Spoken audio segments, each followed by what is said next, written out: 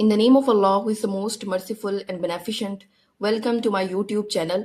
जैसा कि last video के अंदर हम लोगों ने चैप्टर नंबर 1 को कंप्लीट किया था, आज हम चैप्टर नंबर 2 स्टार्ट करेंगे। चैप्टर नंबर 2 को देखते हैं। सबसे पहले चैप्टर नंबर 2 है human respiratory system. Human respiratory system के भी 3 ऑब्जेक्टिव हैं जो हम लोगों ने 1 बाय 1 कवर करने हैं। सबसे पहला जो ऑब्जेक्टिव है वो ह्यूमन रिस्पायरेटरी सिस्टम है। सेकंड ऑब्जेक्टिव जो है वो मैकेनिज्म ऑफ ब्रीथिंग है और थर्ड जो है वो रिस्पायरेटरी डिसऑर्डर्स है। हम जो 10th क्लास की बुक है उसमें हर चैप्टर के बाद उस चैप्टर के रेलिवेंट डिसऑर्डर को रीड करेंगे। जैसे फर्स्ट चैप्टर के अंदर हम लोगों ने डिसऑर्डर ऑफ डाइजेस्टिव सिस्टम को रीड किया था और रिस्पायरेटरी सिस्टम के अंदर हम लोग रिस्पायरेटरी डिसऑर्डर को कवर करेंगे। तो आज हम लोगों ने स्टार्ट करना है ह्यूमन रिस्पायरेटरी सिस्टम, जो कि टॉपिक 2.1 है। ह्यूमन रिस्पायरेटरी सिस्टम के अंदर सबसे पहले कुछ यहाँ पर स्टूडेंट लर्निंग आउटकम्स दिए हुए हैं। इसके भी आपको चैप्टर के बारे में ओवरव्यू देते हैं कि हम लोगों ने इस चैप्टर को जब कंप्लीट कर लेना है तो हम लोगों के पास कौन सी चीज के बारे में इंफॉर्मेशन होगी। तो बेसिकली वही बताया हुआ है कि roles of parts of air passageway and lungs को रीड करेंगे। ये हम चैप्टर को स्टार्ट करते हैं तो हमें क्लियर हो जाएगा। चैप्टर को स्टार्ट करने से पहले चैप्टर के बारे में इंट्रो लिखा हुआ है जो कि पेज नंबर 13 पर मेंशन है। पेज नंबर 13 का जो ये फर्स्ट पैराग्राफ है, it's very very very important. ठीक है, तो हम लोग स्टार्ट करते हैं।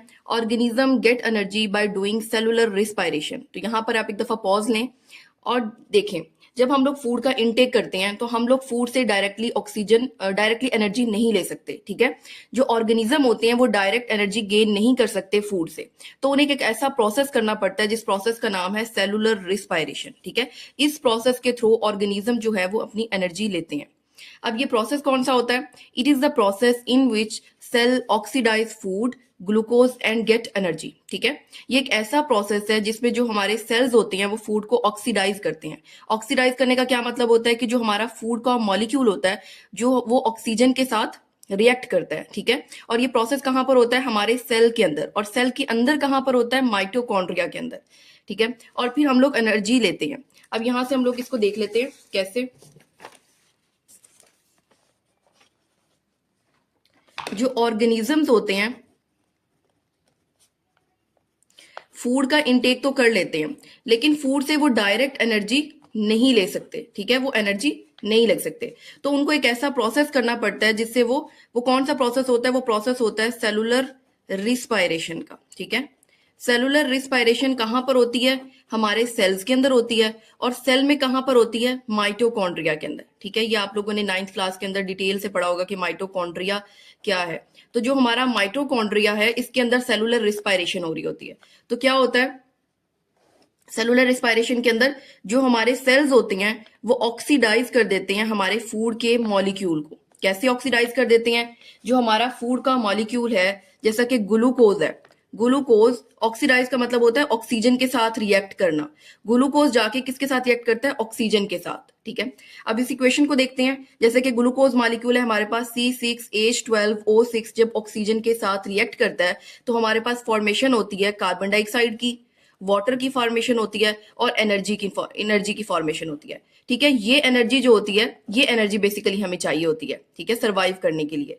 तो अब आपको क्या समझ आया इस पहली लाइन के अंदर कि जो ऑर्गेनिज्म होते हैं वो फूड से डायरेक्टली एनर्जी नहीं ले सकते, उन्हें एक स्पेसिफिक प्रोसेस करना पड़ता है जिसके थ्रू वो एनर्जी लेते हैं। वो प्रोसेस कौन सा है? सेलुलर रिस्पायरेशन है। सेलुलर रिस्पायरेशन क्या है? सेलुलर रिस्पायरेशन के अंदर सेल होते हैं वो ऑक्सीडाइज करते हैं फूड को और उससे क्या लेते हैं? एनर्जी का इनटेक करते हैं, एनर्जी लेते हैं। ऑक्सीडाइज कैसे करते हैं? कि हमारा जो फूड का मॉलिक्यूल है, ग्लूकोज मॉलिक्यूल है, वो ऑक्सीजन के साथ रिएक्ट करता है। जब वो ऑक्सीजन के साथ रिएक्ट करता है तो कार्बन डाइऑक्साइड की, वाटर की और एनर्जी की फॉर्मेशन होती है। ठीक है, जैसे कि C6H12O6, 6O2, 6 कार्बन डाइऑक्साइड और 6 वाटर और 38 ATP मॉलिक्यूल्स बनते हैं। जो एनर्जी होती है वो हमारी बॉडी के अंदर ATP की फॉर्म में स्टोर हो जाती है। ठीक है, उम्मीद है आपको ये फर्स्ट लाइन जो है वो बहुत अच्छे तरीके से कवर होगी। इसको बुक से देख लेते हैं। वही बात दोबारा यहां से हम लोग देख रहे हैं कि organism get energy by doing cellular respiration. Organism जो है वो एनर्जी लेते हैं बाय सेलुलर रिस्पायरेशन। ये कैसा प्रोसेस है जिसमें सेल ऑक्सीडाइज करते हैं फूड को और एनर्जी लेते हैं। यहां तक सबको क्लियर है? अब नेक्स्ट लाइन में क्या मेंशन है? अब देखें, अब हमारे जो सेल्स हैं उनको ऑक्सीडाइज करना होता है फूड को, ऑक्सीजन की जरूरत होती है। तो इस पर्पज के लिए हमारे हर सेल के पास ऑक्सीजन का होना भी जरूरी है। तो organism need to carry oxygen to the cells. Organism को ऑक्सीजन को सेल के पास लेकर आना है और कार्बन डाइऑक्साइड को रिमूव करना है सेल्स से। ठीक है, ठीक है। अब हमें क्या चाहिए, हमारे सेल्स को ऑक्सीडाइज करने के लिए ऑक्सीजन चाहिए। तो वो क्या करेंगे कि हर सेल्स के पास ऑक्सीजन को लेकर जाएंगे, ऑक्सीजन को लेकर जाएंगे और कार्बन डाइऑक्साइड को वहां से रिमूव करवाएंगे। ये क्यों जरूरी है, क्योंकि हमें सेलुलर रिस्पायरेशन करवानी है। अब आगे उन्होंने बताया हुआ gaseous exchange. Gaseous exchange is the process in which oxygen present in the inhaled air lungs move into the blood. मतलब कि जो हमारे लंग्स होते हैं वहां पर इंस्पायरेशन और एक्सपायरेशन हो रही होती है, तो वहां पर ऑक्सीजन प्रेजेंट होती है। ठीक है, तो हमारे लंग से जो ऑक्सीजन होगी वो हमारे ब्लड के अंदर जाएगी। दो काम हो रहे होते हैं। पहला काम कि जो लंग्स के अंदर ऑक्सीजन प्रेजेंट है वो हमारे ब्लड में चली जाएगी, और जो कार्बन डाइऑक्साइड हमारे टिश्यूज में प्रेजेंट है वो हमारे लंग्स के अंदर आ जाएगी। ठीक है, and carbon dioxide from the blood move into the air to be exhaled, जिसे हम लोगों ने एक्सहेल करना होगा। अब एक्सहेल किसके थ्रू होगी, ब्रीथिंग के थ्रू होगी। गैशियस एक्सचेंज के लिए एनिमल को ब्रीथिंग करनी पड़ेगी। अब क्या है, दोबारा से हम इसको देख लेते हैं। गैशियस एक्सचेंज एक ऐसा प्रोसेस है जिसमें जो ऑक्सीजन प्रेजेंट होती है हमारी इनहेल्ड एयर के अंदर वो हमारे ब्लड के अंदर जाती है, और कार्बन डाइऑक्साइड जो हमारे ब्लड के अंदर प्रेजेंट होती है वो कहां पर आती है, एयर कहां पर आती है, हमारे लंग्स के अंदर आती है, जिसे हम लोगों ने एक्सहेल करना होता है। गैशियस एक्सचेंज के लिए एनिमल्स को ब्रीथिंग करनी पड़ती है। Is it clear?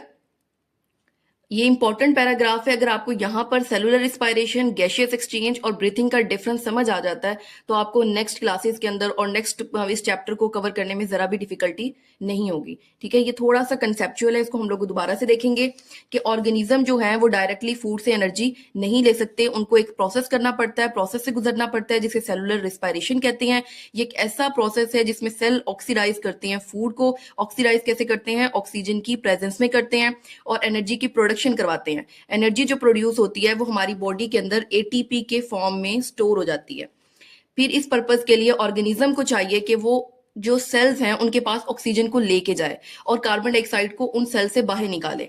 तो इस प्रोसेस के लिए को क्या कहते हैं, गैशियस एक्सचेंज कहते हैं। गैशियस एक्सचेंज में क्या होता है कि जो लंग्स में ऑक्सीजन प्रेजेंट होती है वो हमारे ब्लड में जाती है, और ब्लड से जो कार्बन डाइऑक्साइड होती है उसे बॉडी से एलिमिनेट करना होता है। ठीक है, अब गैशियस एक्सचेंज के लिए एनिमल को ब्रीथिंग करना पड़ती है।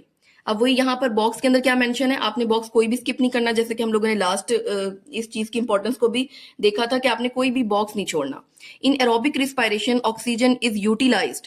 ठीक है, एरोबिक रिस्पायरेशन क्या होती है, जो ऑक्सीजन की प्रेजेंस में होती है, जिसमें हम ऑक्सीजन को यूटिलाइज करते हैं, जिससे हमारे पास कार्बन डाइऑक्साइड वाटर प्रोड्यूस्ड होता है। ये जब, जैसे कि हमने अभी इक्वेशन भी सॉल्व की है कि जब हमारा ग्लूकोज मॉलिक्यूल ऑक्सीजन के साथ रिएक्ट करता है तो कार्बन डाइऑक्साइड, वाटर और एनर्जी की फॉर्मेशन होती है। आपने इसको भी नोट डाउन कर लेना है कि कैसे सेल ऑक्सीडाइज करते हैं और कितने एनर्जी के मॉलिक्यूल्स प्रोड्यूस होते हैं।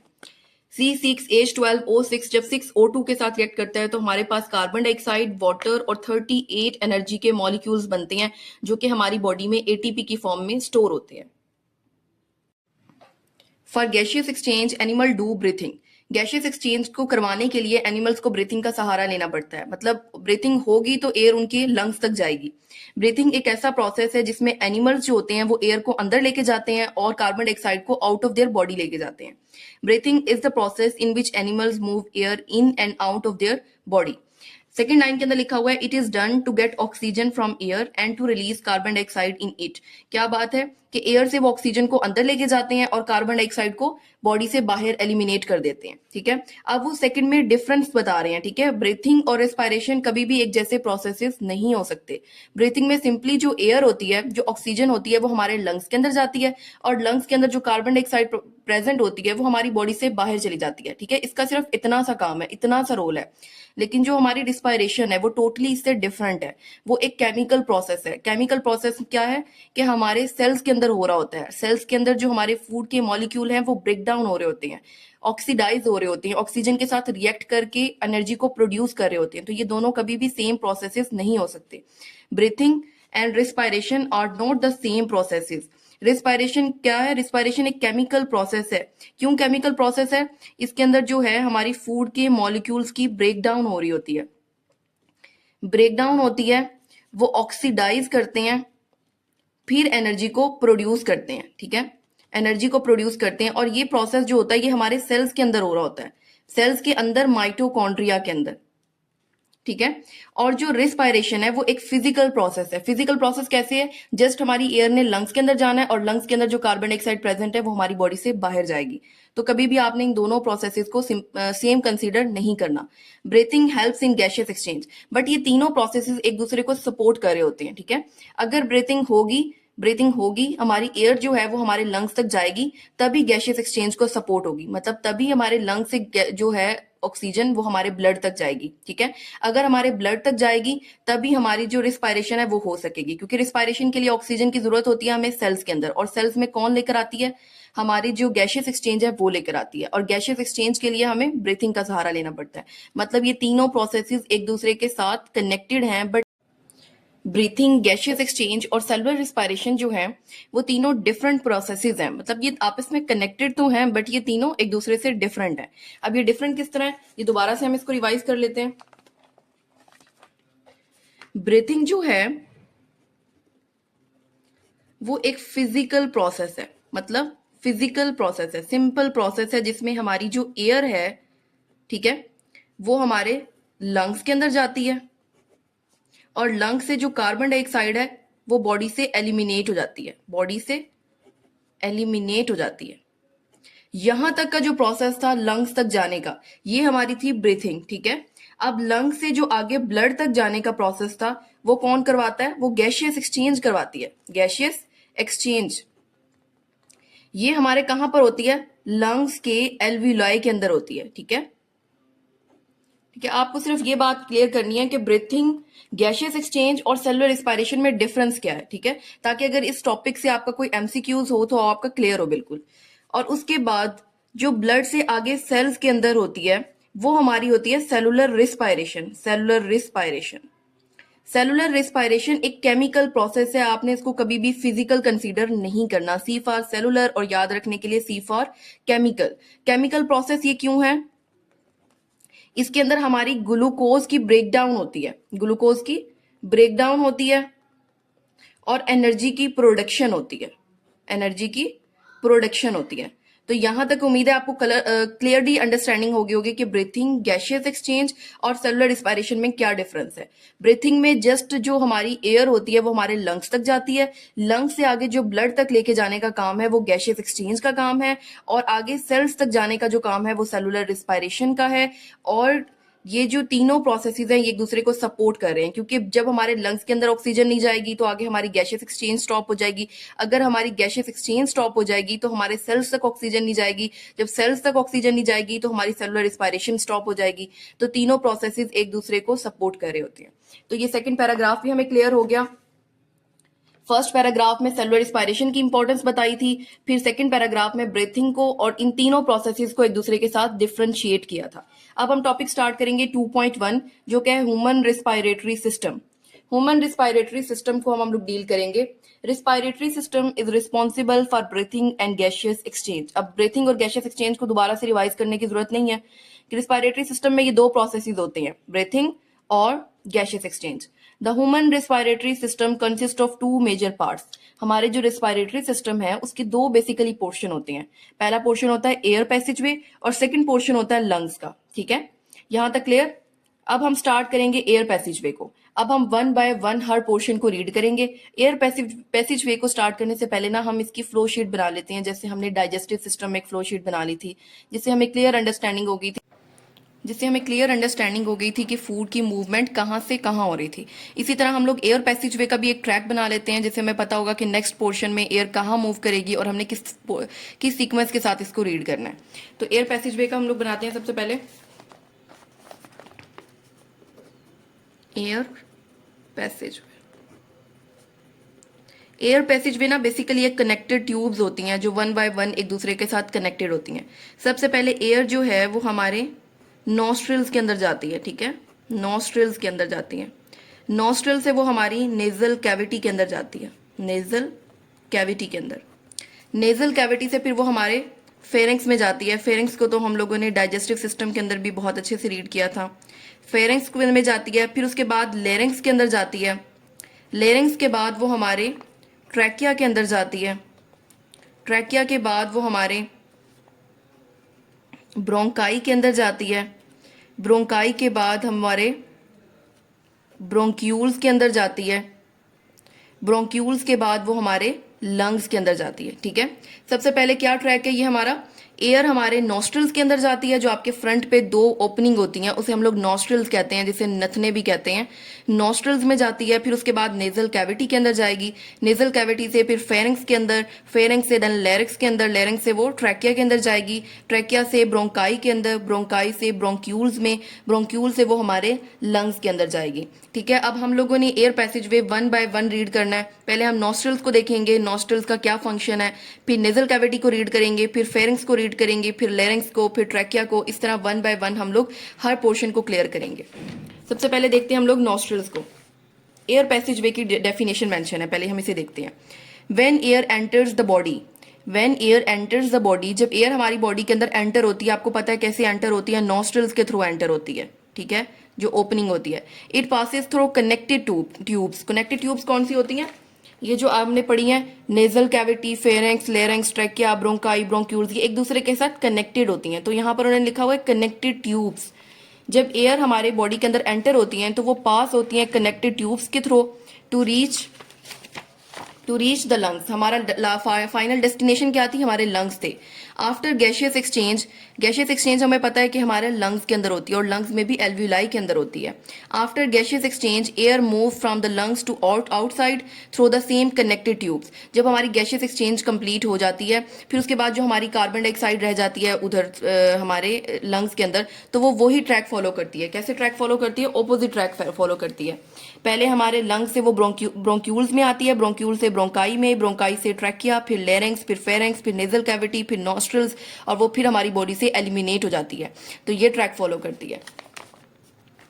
These connected tubes are collectively called air passageway। इस connected tubes को हम collectively क्या कहते हैं, air passageway कहते हैं। ठीक है, it consists of the following parts, वही parts mention है, nostrils, nasal cavity, pharynx, larynx, trachea, bronchi, bronchioles, और उसके बाद lungs। ठीक है, इस सारे पैसेजवे को हमने क्या नाम दिया है, एयर पैसेजवे का। एयर पैसेजवे में क्या था कि जब एयर हमारे नॉस्ट्रल्स के थ्रू बॉडी में एंटर होती है तो वो कनेक्टेड ट्यूब्स के साथ पास होके फाइनली हमारे लंग्स तक पहुंच जाती है। ठीक है, फाइनली हमारे लंग्स तक पहुंच जाती है। जब गैशियस एक्सचेंज होती है तो वही ट्रैक फॉलो करके हमारी बॉडी से एलिमिनेट हो जाती है। इस कनेक्टेड ट्यूब्स को हम लोग एयर पैसेजवे कहते हैं। यहाँ तक की डेफिनेशन आपको समझ आ गई होगी। यहाँ पर हाईलाइट कर लें definition of air passageway. Definition of air passageway, उसके बाद हम रीड करेंगे सबसे पहले नॉस्ट्रिल्स को। Nostrils, the nasal cavity is made up of two narrow cavities between nostrils and pharynx. ठीक है, नेजल कैविटी क्या है, नॉस्ट्रिल्स क्या होती हैं, नॉस्ट्रिल्स जो है ना वो बेसिकली हमारी ओपनिंग है। ठीक है, जो हमारी नेजल कैविटी है वो प्रेजेंट होती है नॉस्ट्रिल्स के अंदर और फेरिंग्स के अंदर। मतलब नॉस्ट्रिल्स हमारे फ्रंट पर होता है और फेरिंग्स हमारा बैक पे होता है, और नेजल कैविटी इन दोनों के दरमियान में होती है। एयर एंटर होती है हमारी नेजल कैविटी के अंदर थ्रू नॉस्ट्रिल्स। ठीक है, अब जो हमारी नेजल कैविटी है उसके अंदर ना दो चीजें प्रेजेंट होती हैं, आपको पता भी होगा, ये तो नॉर्मल सी बात है कि जो हेयर्स प्रेजेंट होते हैं और दूसरी चीज जो है वो म्यूकस प्रेजेंट होती है।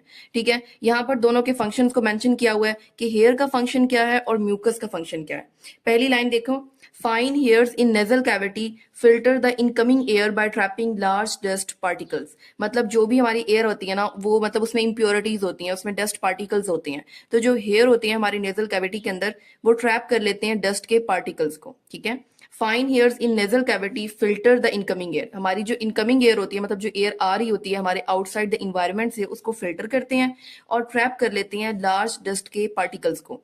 और सेकंड चीज क्या प्रेजेंट होती है, म्यूकस प्रेजेंट होता है। अब म्यूकस क्या करता है हमारी नेजल कैविटी के अंदर, mucus on the walls of nasal cavity, जो नेजल कैविटी की वॉल्स के अंदर जो सेल्स होते हैं वहां से म्यूकस की सिक्रीशन हो रही होती है, वो ट्रैप कर लेता है स्मॉल डस्ट के पार्टिकल्स को। ठीक है, हमें पता है कि हमारी एयर के अंदर कुछ छोटे छोटे पीसेज होते हैं, कुछ बड़े बड़े पीसेज होते हैं। जो बड़े पीसेज होते हैं उनको हेयर जो होता है इजीली ट्रैप कर लेता है। अब छोटे पीसेज को क्या कौन ट्रैप करता है, म्यूकस ट्रैप करता है। Mucus trap the small dust particles. अब म्यूकस का दूसरा फंक्शन क्या है, पहला तो ये स्मॉल डस्ट पार्टिकल्स को ट्रैप कर लेगा। ठीक है, सेकंड है mucus also warms the air. जो हमारी एयर होती है, फॉर एग्जांपल हमारे जो आउटसाइड द इन्वायरमेंट हमारा टेम्परेचर अगर बहुत ज्यादा डाउन है तो हमारी एयर क्या होगी, वो भी ठंडी होगी। तो जो हमारा म्यूकस है वो हमारी एयर को वार्म कर देगा और उसे हमारी बॉडी के टेम्परेचर के अकॉर्डिंग मेंटेन करेगा। अगर ऐसा हो कि ठंडी हवा अगर हमारे लंग्स तक जाएंगी तो हमारे लंग्स कोलैप्स हो सकते हैं। तो जो हमारा म्यूकस होता है वो हमारी एयर को वार्म भी करता है और उसे हमारे टेम्परेचर, हमारी बॉडी के टेम्परेचर के अकॉर्डिंग कर देता है। तो अब आपने क्या देखा है, म्यूकस के आपने दो फंक्शन देखे हैं। पहला फंक्शन कि ये डस्ट के पार्टिकल्स को ट्रैप कर देता है, स्मॉल डस्ट के पार्टिकल्स को, और दूसरा फंक्शन क्या है, ये हमारी एयर को वार्म कर देता है और उसे हमारी बॉडी के टेम्परेचर के अकॉर्डिंग कर देता है। ठीक है, ये आपकी डायग्राम बहुत अच्छी बनी हुई है आपकी बुक के अंदर। The air passage way and the lungs, ये हमारे नॉस्ट्रल्स हैं जो ओपनिंग है। ठीक है, ये आगे हमारी नेजल कैविटी है जो कि प्रेजेंट है। आगे फेरिंग्स है ना, ये वाला जो पोर्शन है ये फेरिंग्स है। जो हमारी नेजल कैविटी है वो हमारे फेरिंग्स और नॉस्ट्रल्स के दरमियान में प्रेजेंट है।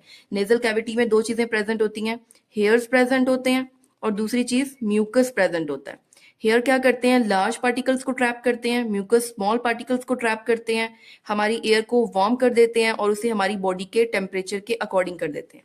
फेरिंग से आगे चलें, फेरिंग से आगे जो है वो हमारा लेरिंग्स का पोर्शन है। ठीक है, ये जो है पोर्शन, ये जो आपको बॉक्स नजर आ रहा है ये हमारा लेरिंग्स है। ठीक है, लेरिंग्स से आगे चलें तो ये हमारा ट्रैकिया है, ये वाला पोर्शन। इस पॉइंट से हमारा ट्रैकिया जो है वो आगे डिवाइड हो रहा है। ठीक है, ये जो डिवीजन है इसको हम लोग ब्रोंकाई कहते हैं। ठीक है, ब्रोंकाई कहते हैं।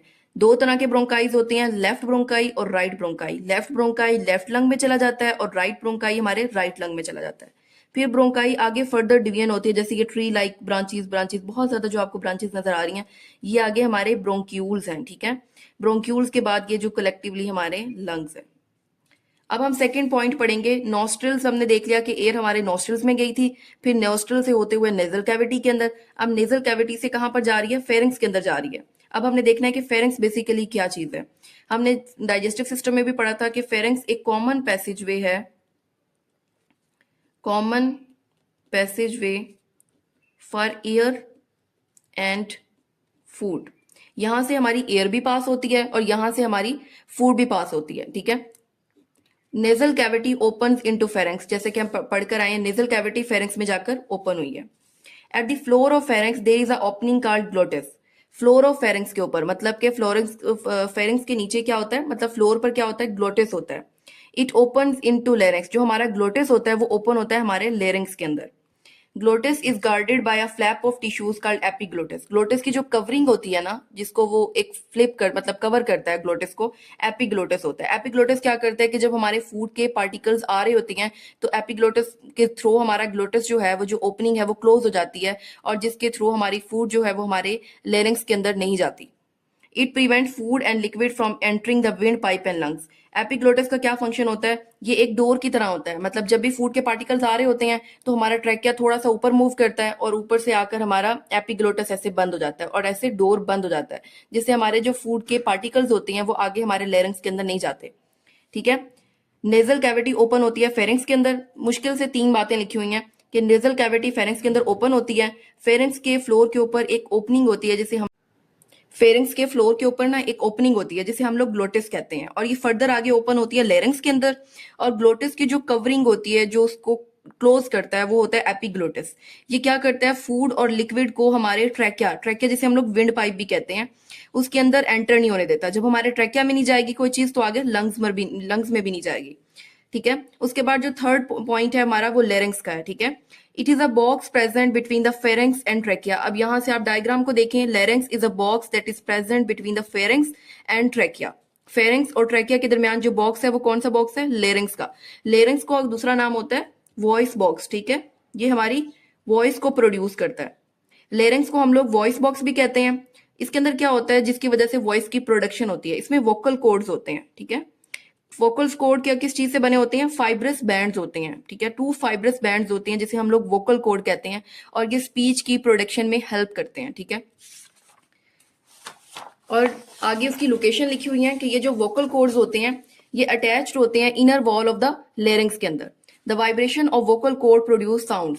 अगर ये जो वोकल कॉर्ड्स होते हैं जब ये वाइब्रेट करते हैं तो साउंड की प्रोडक्शन होती है। ठीक है, क्या पढ़ा है आपने, लेरिंग्स एक बॉक्स होता है जो प्रेजेंट होता है फेरिंग्स के अंदर, फेरिंग्स के दरमियान में और आगे ट्रैकिया के दरमियान में। ठीक है, लेरिंग्स का दूसरा नाम है वॉइस बॉक्स। 2 फाइब्रस बैंड होते हैं जिसे हम लोग वोकल कॉर्ड कहते हैं और ये inner walls of the larynx के साथ अटैच होते हैं। जब ये वाइब्रेट करते हैं तो साउंड की प्रोडक्शन होती है। अब स्पीच कैसे प्रोड्यूस होती है, हमारी साउंड कैसे प्रोड्यूस होती है, स्पीच की प्रोडक्शन जो है वो कैसे होती है, इस बॉक्स के अंदर मेंशन किया हुआ है और ये इंपॉर्टेंट बॉक्स है। जब हमारे वोकल कॉर्ड्स मूव वाइब्रेट करते हैं, वोकल कॉर्ड की वाइब्रेशन से, जब हमारे लिप्स की मूवमेंट होती है, चिक्स की, टंग की और जाज की, ठीक है, स्पेसिफिक साउंड प्रोड्यूस करते हैं जिसके रिजल्ट के अंदर हमारी स्पीच की प्रोडक्शन होती है। पहले तो वाइब्रेशन होती है वोकल कॉर्ड की, उसके साथ साथ हमारे लिप्स, चिक्स, टंग और जॉज जो होते हैं उसकी मूवमेंट के साथ स्पेसिफिक साउंड्स प्रोड्यूस होती हैं जिससे हमारी स्पीच की प्रोडक्शन होती है। यहाँ तक सबको समझ आ गई है। और यहाँ आज हमारा टॉपिक कंप्लीट है, लेक्चर कंप्लीट है, सॉरी, टॉपिक हम लोग नेक्स्ट वीडियो के अंदर कंप्लीट होगा। स्टार्ट हम लोगों ने लिया था सेलुलर रिस्पायरेशन से। सेलुलर रिस्पायरेशन में हमने देखा था कि ऑर्गेनिज्म जो होती हैं वो एनर्जी का इंटेक कैसे करते हैं। सेलुलर रिस्पायरेशन एक प्रोसेस के थ्रू करते हैं। फिर उसके बाद हमने देखा था कि गैशियस एक्सचेंज, ब्रीथिंग और सेलुलर रिस्पायरेशन के अंदर डिफरेंस क्या है। फिर उसके बाद हमने ह्यूमन रिस्पायरेटरी सिस्टम को स्टार्ट किया था जिसके दो पावर पोर्शन थे, एक एयर पैसेजवे का और दूसरा लंग्स का। एयर पैसेजवे में क्या था, कनेक्टेड ट्यूब्स थी, जिस कनेक्टेड ट्यूब्स को वन बाय वन हम रीड कर रहे हैं। सबसे पहले हम लोगों ने नॉस्ट्रल्स और नेजल कैविटी को रीड किया, फिर उसके बाद हम लोगों ने फेरिंग्स को देखा, फिर हम लोगों ने लेरिंग्स को देखा। अगर आप इस डायग्राम को देख लेना तो आपकी क्लियर अंडरस्टैंडिंग हो जाती है। नॉस्ट्रल्स हैं, फिर नेजल कैविटी है, फिर फेरिंग्स है, then a box called larynx, and then trachea. Trachea is further divided into bronchi, bronchi is further divided into bronchioles. Bronchioles आगे क्या है, आगे जो होते हैं एल्व्यूलर डक्ट आती है। ब्रोंक्यूल्स के बाद भी हम लोग इधर लिख लेते हैं इसको, ब्रोंक्यूल्स के बाद हमारे पास आते हैं एल्व्यूलर डक्ट। एल्व्यूलर डक्ट के बाद हमारी आती है एल्व्यूलाई। ये कंप्लीट ट्रैक है जिसके थ्रू हमारी एयर नेजल कैविटी से हमारे लंग्स तक जाती है। इंशाल्लाह आप लोगों को नेक्स्ट वीडियो के अंदर हम लोग ये टॉपिक क्लियर कर लेंगे और उम्मीद है आप सबको समझ भी आ गई होगी। अगर कोई क्वेश्चन है तो आप अपना कमेंट सेक्शन में अपना क्वेश्चन ड्रॉप कर सकते हैं, इंशाल्लाह आपको रिस्पॉन्ड कर दिया जाएगा।